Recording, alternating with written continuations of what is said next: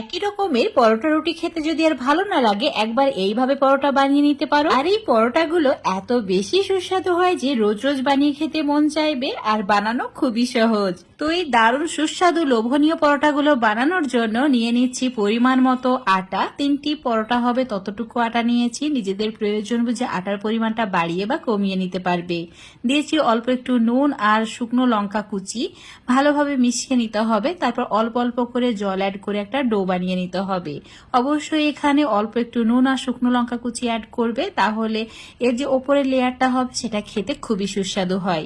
তো একদম নরম করে ডোটা বানিয়ে নিতে হবে। তারপর সামান্য পরিমাণে তেল ওপর থেকে এইভাবে মাখিয়ে নিয়ে রেখে দিতে হবে ঢাকা দিয়ে 5 থেকে 6 মিনিট। তো ঢাকা দিয়ে 5-6 মিনিট রেখে দিচ্ছি। ততক্ষণে ভেতরে লেয়ারের জন্য নিয়ে নিচ্ছি 3টি ডিম। তো 3টি পরোটার জন্য এখানে 3টি ডিম নিয়েছি। আর ডিমের মধ্যে দিয়ে দিতে হবে পেঁয়াজ কুচি। একটা বড় সাইজের পেঁয়াজকে একদম ছোট ছোট করে টুকরো করে অ্যাড করেছি। তার সঙ্গে একটি টমেটো কুচি, বেশ কিছু পরিমাণে কাঁচা লঙ্কা কুচি, আর অল্প একটু ধনেপাতা কুচি, আর দিয়েছি স্বাদ মতো নুন, সামান্য পরিমাণে ধনের গুঁড়ো। এখন এই সমস্ত উপকরণ একটা চামচ বা এইরকম একটা উইক্স দিয়ে ভালোভাবে মিশিয়ে নিতে হবে। 1 মিনিট এইভাবে ফেটিয়ে নিয়েছি আর মিশ্রণটা এখন রেডি হয়ে গেছে। এখন তোমাদের 5 মিনিট পর দেখাচ্ছি। দেখতেই পাচ্ছ আটার ডোটা অনেক বেশি সফট হয়ে গেছে আর একদমই পারফেক্ট হয়েছে পরোটা বানানোর জন্য। নির্দিষ্ট সাইজে 3টি লেচি কেটে নিয়েছি। এখন এই লেচিগুলোকে গোল করে নিয়ে চ্যাপটা করে নিতে হবে। উপর থেকে অল্প একটু আটা ছড়িয়ে দিয়ে ঠিক ভালোভাবে আটাটাকে মাখিয়ে নিতে হবে।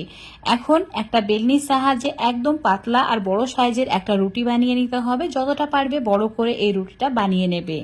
তারপর একটা সাইডে অল্প করে তেল ব্রাশ করে নিতে হবে।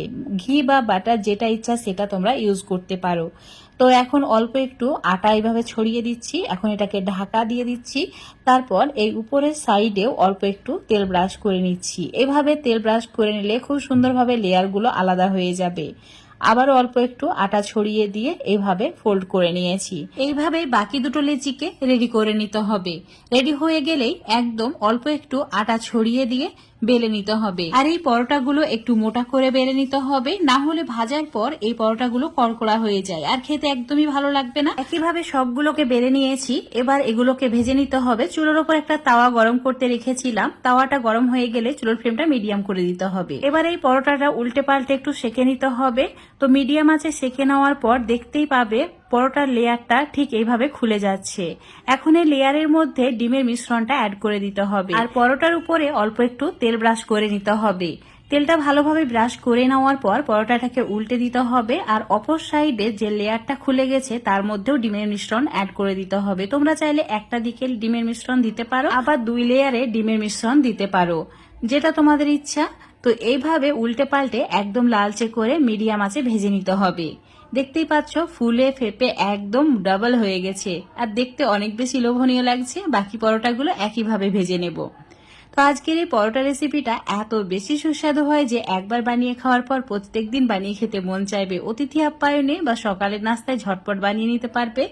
তো একঘেয়েমি রুটি পরোটা খেতে ভালো না লাগলে অবশ্যই এভাবে একবার পরোটা বানিয়ে খেয়ে দেখতে পারো। আজকের রেসিপিটা ফেসবুক পেজ থেকে দেখলে পেজটাকে ফলো করে নেবে, ইউটিউব থেকে দেখলে চ্যানেলটাকে সাবস্ক্রাইব করে রাখবে, আর রেসিপি ভালো লাগলে অবশ্যই লাইক শেয়ার কমেন্ট করে দেবে। দেখতে পাচ্ছ ভেতরটা কতটা সুন্দর হয়েছে আর পরোটাগুলো সেই রকম নরম হয়েছে। আমার টিপসগুলো ফলো করে পরোটা বানালে পরোটা একদমই হবে পারফেক্ট। তো বন্ধুরা অবশ্যই একবার হলেও বানিয়ে খেয়ে দেখবে।